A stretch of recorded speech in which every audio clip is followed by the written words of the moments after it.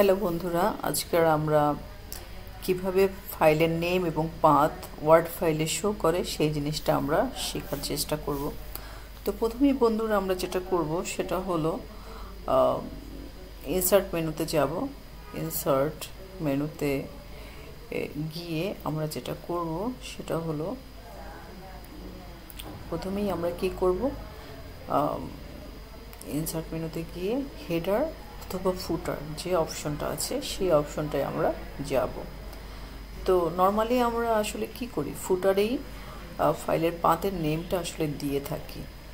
তো আমরা এখন কি করব, ফুটারটা আমরা সিলেক্ট করব।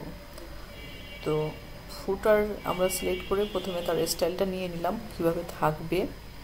তারপরে আমরা দেখব যে একটা ডিজাইনের ট্যাব ওপেন হবে। সেই ডিজাইন ট্যাবে আমরা কোথায় যাব, কুইক পার্টস নামক যে লিঙ্কটা আছে সেখানে আমরা যাব।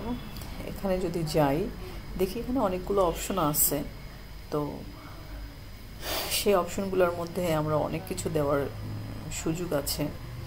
তো আমরা চাইলে সেগুলো দিতে পারি, বাট আমাদের যেহেতু কাজ হলো যেটা নিয়ে আলোচনা করছি সেটা হলো ফাইলের পাথ নিয়ে, কিভাবে আমরা এই ফাইলটা যে সেভ লোকেশনস সেই সেভ লোকেশনের পাথটা কিভাবে দেব। এই জন্য আমরা কিসে যাব, ফিল্ডে যাব। ফিল্ডে যদি আমরা ক্লিক দিই তাহলে কি হবে, আমার ফিল্ডের যে টোটাল লিস্টটা চলে আসবে। এখান থেকে আমরা ফাইল নেম এই বসানে ক্লিক করব। এরপরে দেখো এখানে ফাইলের নেমের ফরম্যাটটা তুমি কিভাবে দিতে চাও, আপার কেস, লোয়ার কেস, আরও অনেক আছে। তো আমরা নর্মালি হলো লোয়ার কেসটাই সিলেক্ট করব। তো লোয়ার কেস সিলেক্ট করে যদি আমরা সেভ বাটনে ক্লিক করি তাহলে কি হবে, তাহলে হলো আমার শুধুমাত্র ফাইলের নেমটাই শো করবে। কিন্তু আমরা তো শুধু ফাইলের নেমটা শো করতে যাচ্ছি না, আমরা কি চাচ্ছি, আমরা চাচ্ছি পার্টটাও যাতে শো করুক।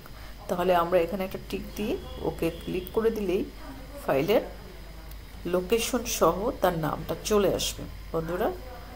তো আশা করি তোমরা সবাই বুঝতে পেরেছো। যদি সবাই বুঝে থাকো তাহলে আমি সত্যি খুব লাকি এবং আমি প্রাউড ফিল করবো যে তোমাদের আমি বোঝাতে সক্ষম হয়েছি। যদি তোমাদের এই ভিডিও ভালো লাগে তাহলে তোমরা আমার ভিডিওতে লাইক কমেন্ট দিও।